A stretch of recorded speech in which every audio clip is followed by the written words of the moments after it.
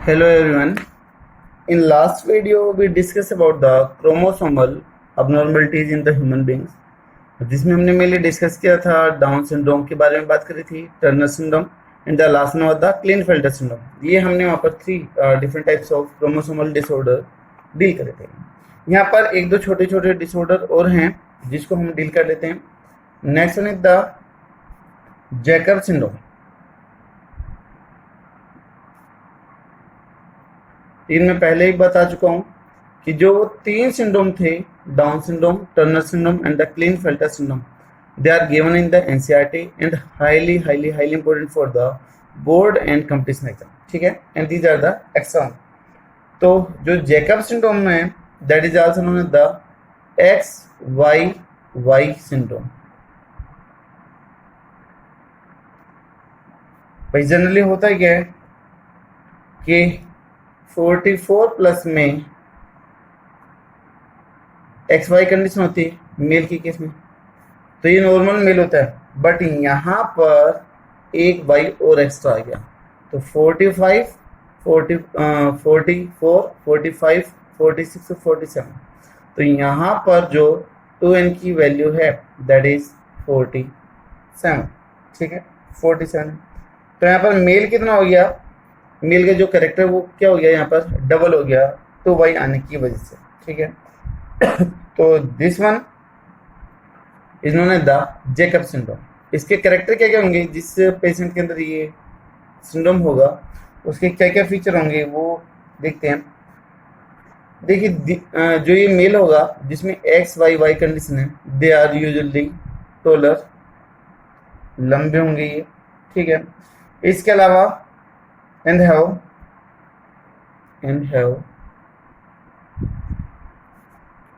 Speech and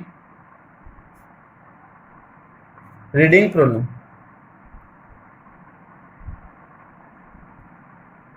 और even इसको बोलने और पढ़ने के अंदर भी परेशानी होगी। टोलर तो ये होगा ही होगा, दूसरा आ गया ये speech and the reading problem. ठीक है, इसके अलावा ऐसे जो पर्सन होंगे they are the criminal type,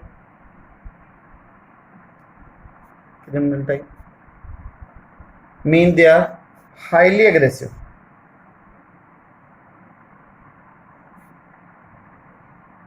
छोटी छोटी बातों पे बहुत जल्दी गुस्सा आना स्टार्ट हो जाते हैं। ठीक है, तो हाई के लिए।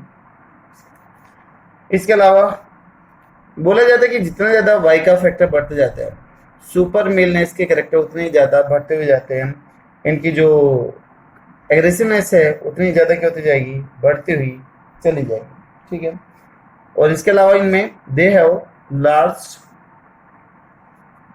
टीथ, हैंड एंड फिट, इनके हाथ पैर और जो दांत है वो नॉर्मल से ज़्यादा लंबे मिलते हैं। ठीक है, इसके अलावा इनका जो IQ लेवल मिलता है वो भी थोड़ा सा लेस मिलेगा।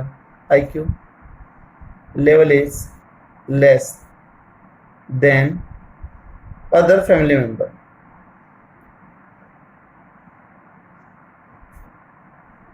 ठीक है, तो ये हो गया this one is the Jacob syndrome. Next one is the poly X female, poly X female. भाई नॉर्मली कितने एक्स होते हैं, नॉर्मली तो होता है कि 2x कंडीशन होती है। नॉर्मल कंडीशन में बता रहा हूँ मैं, नॉर्मल कंडीशन है वो 44 प्लस में x 2 होते हैं, बट पोली फीमेल में क्या हो सकते हैं, यहाँ पर 2n की जो वैल्यू है वो 47 हो सकती है, यानी कि यहाँ पर 44 प्लस में x ये कंडीशन भी आ सकती है। तो इसको आप ट्रिप्लो एक्स इंडिविजुअल या फिर ट्रिप्लो फीमेल कंडीशन भी बोल सकते हो। तो ट्रिप्लो एक्स फीमेल भी आप इसको बोलते हो। ठीक है, इनकी भी अगर आप कैरेक्टर की बात करोगे तो इनके केस में मेंटल अबनॉर्मलिटीज,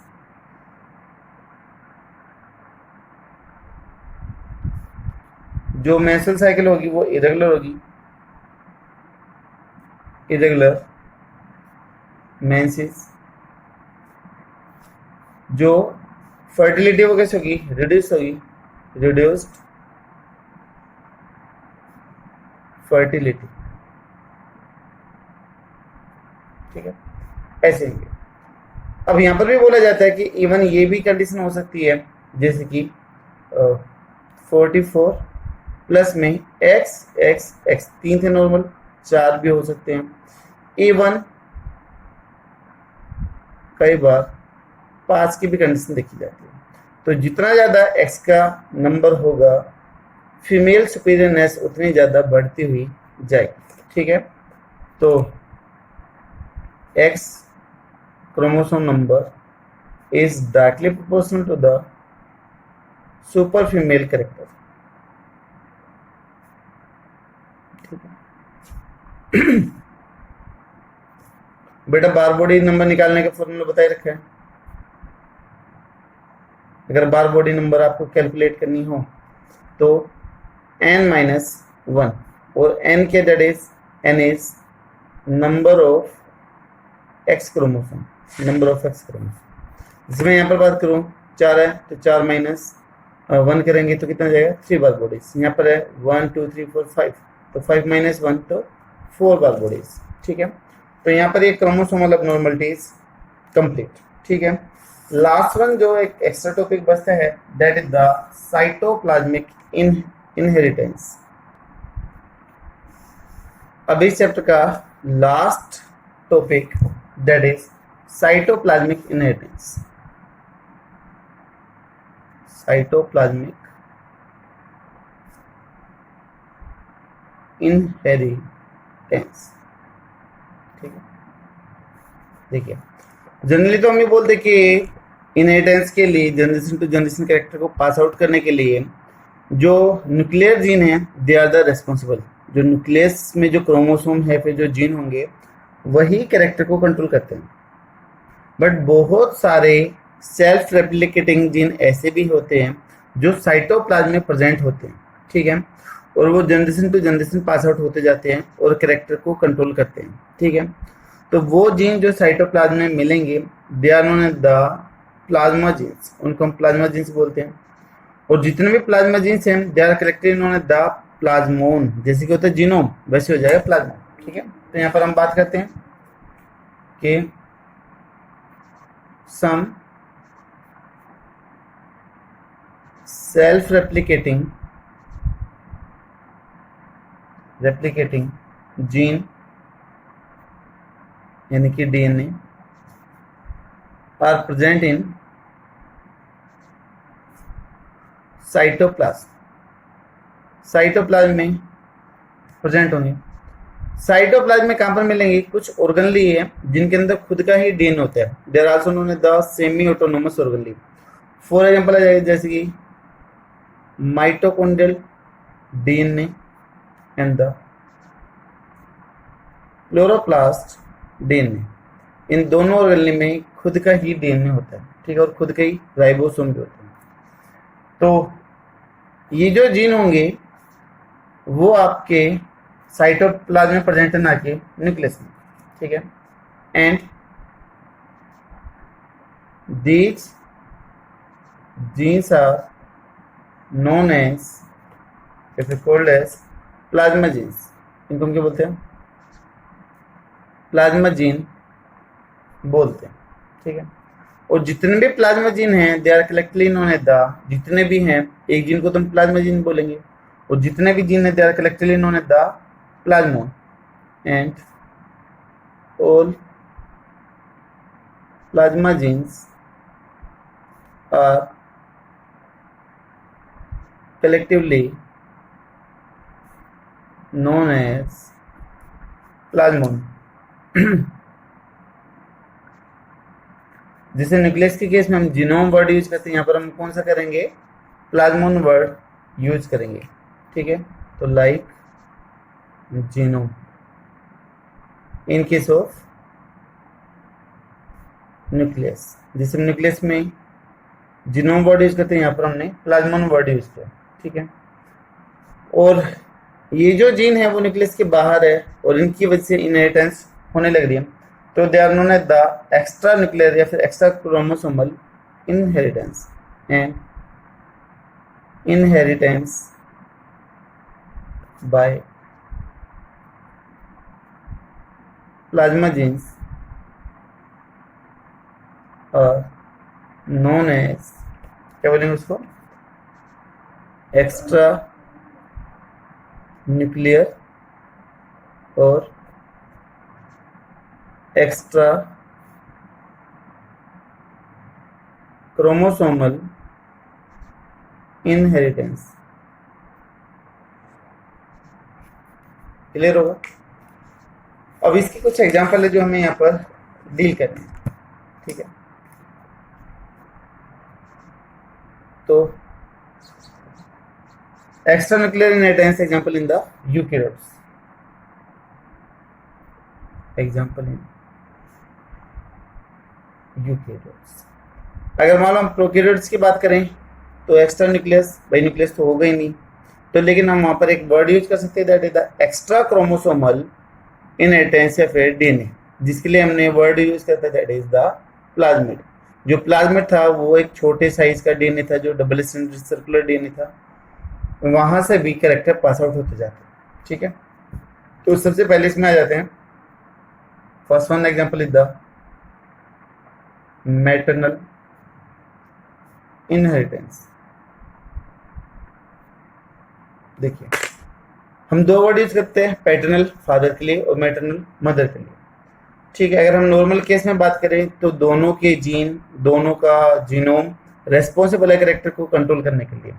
बट अगर हम यहाँ पर बात करें या फिर किसी में भी बात करें तो नॉर्मल जो मदर का जो जीनोम रहता है या फिर जो इम्पैक्ट रहता है बच्चे पे वो ज़्यादा रहता है, ठीक है। क्योंकि जो जाइगोट बनेगा उसको नरिशमेंट या उसको सराउंडिंग मीडियम कहाँ से मिलेगा, मदर के एग से ही मिलेगा, तो उसको हम मैटरनल इनहेरिटेंस में काउंट करते हैं। तो both sexes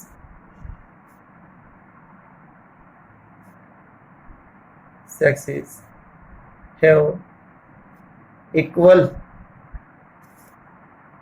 impact in nuclear heredity।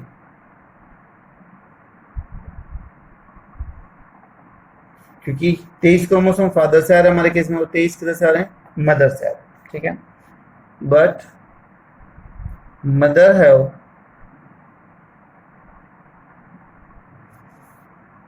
more impact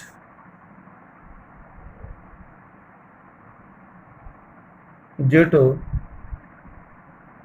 their cytoplasm,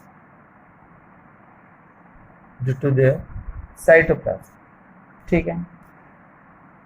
and some characters also controlled by maternal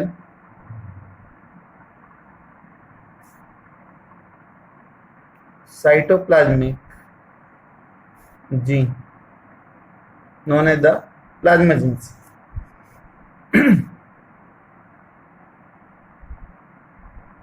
plasma gene होगा, ठीक है। और उस टाइप की इनहेरिटेंस को भी बोल देंगे मैटरनल इनहेरिटेंस बोल देंगे, ठीक है।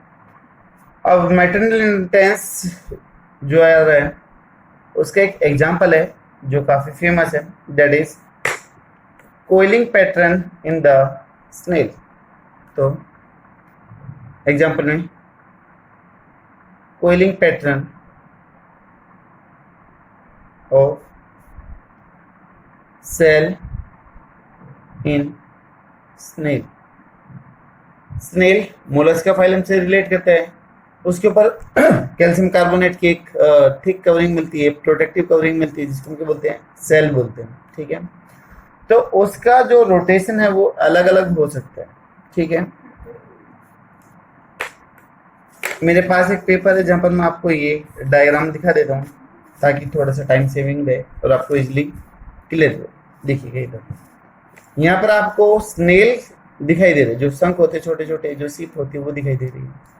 एक में देखिए जो रोटेशन है वो किधर है, राइट हैंड की तरफ, और एक में किधर आ रही है, लेफ्ट हैंड की तरफ आ रही है। तो जो रोटेशन राइट साइड में है that is the dextral type, DEXTRAL, ठीक है, डेक्स्ट्रल। जो लेफ्ट में दैट इज द सिनिस्टर, ठीक है। फीमेल कौन सी है, this one is the dextral, और जो मेल है वो कौन सा, दैट इज द सिनिस्टर। दोनों को हमने क्रॉस करवाया, तो ये तो थी P जनरेशन, पेरेंटल जनरेशन। अभी कौन सा आ गया, that is the F1 generation. F1 generation में जीनोटाइप आप देख सकते हो, इधर था कैपिटल D, इधर था small D.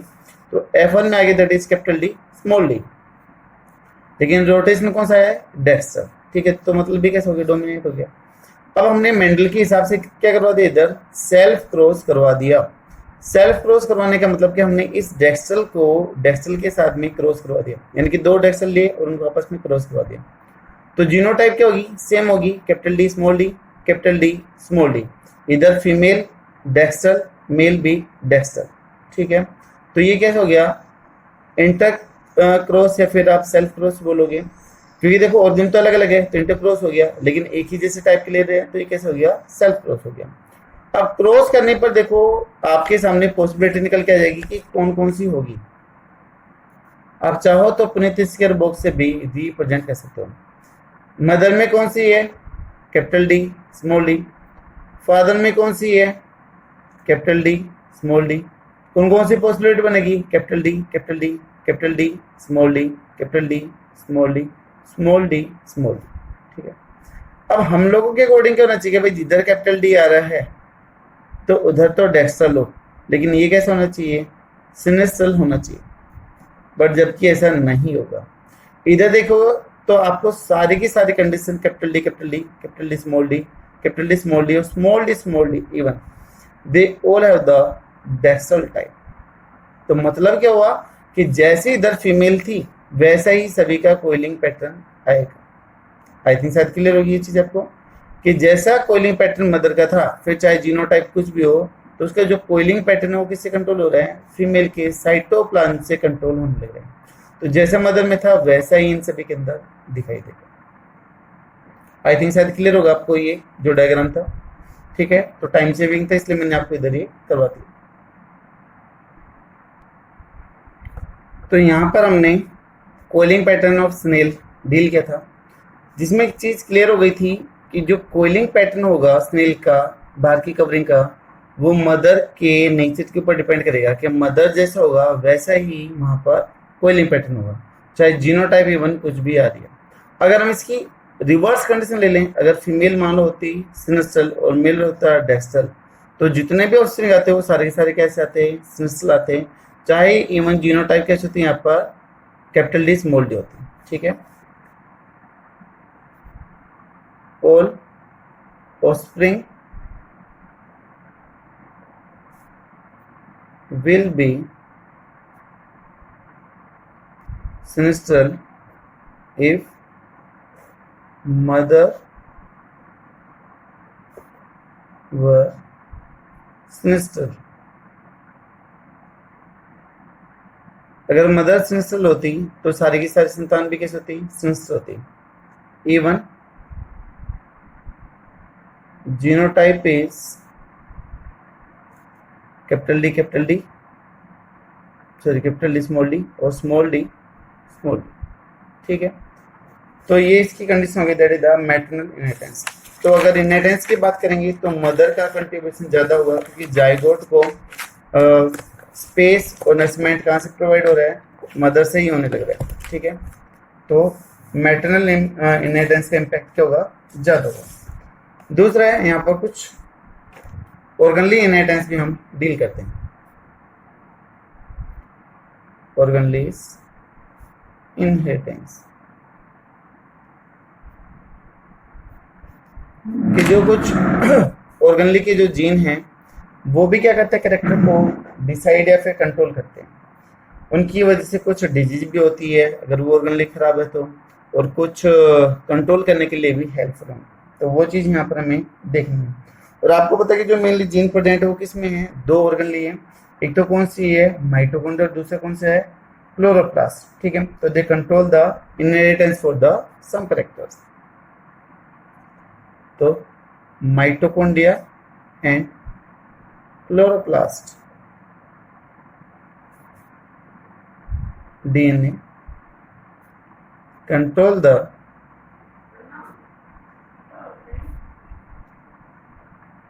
inheritance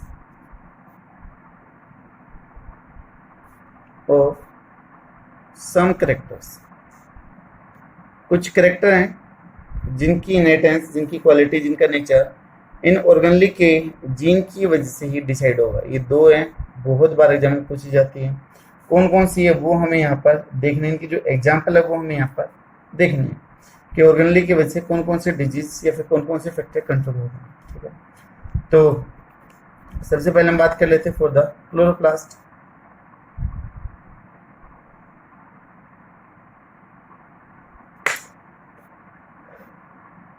chloroplast control inheritance of plastid. कि लीफ में जो प्लास्टिड है ग्रीन या फिर पेल कलर वाली, वो कैसे जाएगी कैसे नहीं जाएगी, वो क्लोरोप्लास्ट के जीन के द्वारा कंट्रोल होगा।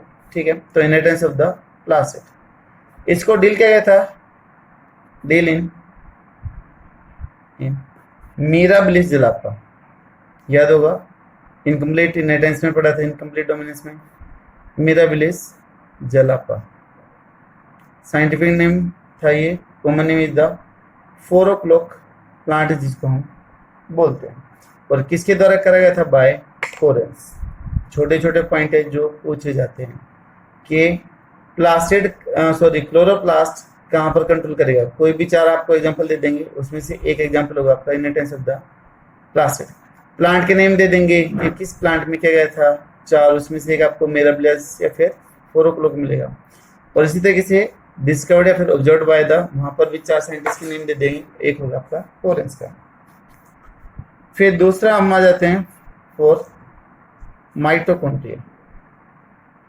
जो माइटोकॉन्ड्रिया है वो भी बहुत सारे डिजीज के लिए रेस्पॉन्सिबल है। अगर माइटोकॉन्ड्रिया डिफेक्टेड हो गया तो प्लांट्स में डिफरेंट डिफरेंट टाइप्स के डिजीज मिल जाएगी। ठीक है, तो हम देखते हैं, जैसे एक पहली ईओजेप इनहेरिटेंस इन मेज, मक्के में जो ईओजेप जो डिजीज होगी वो किसकी वजह से होगी, माइटोकॉन्ड्रिया की वजह से हो रही है। ठीक है, दूसरा हो गया पिटाइट इन ईस्ट। ठीक है, इसी तरीके से तीसरा एग्जांपल है that is inheritance of poky disease, poky disease in Neurospora crassa.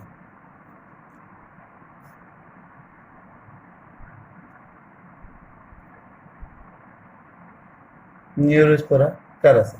ठीक है, और एक last that is cytoplasmic male sterility in the maize, वो भी माइटोकॉन्ड्रिया की वजह से होती है। तो last one is the cytoplasmic male sterility in मेज।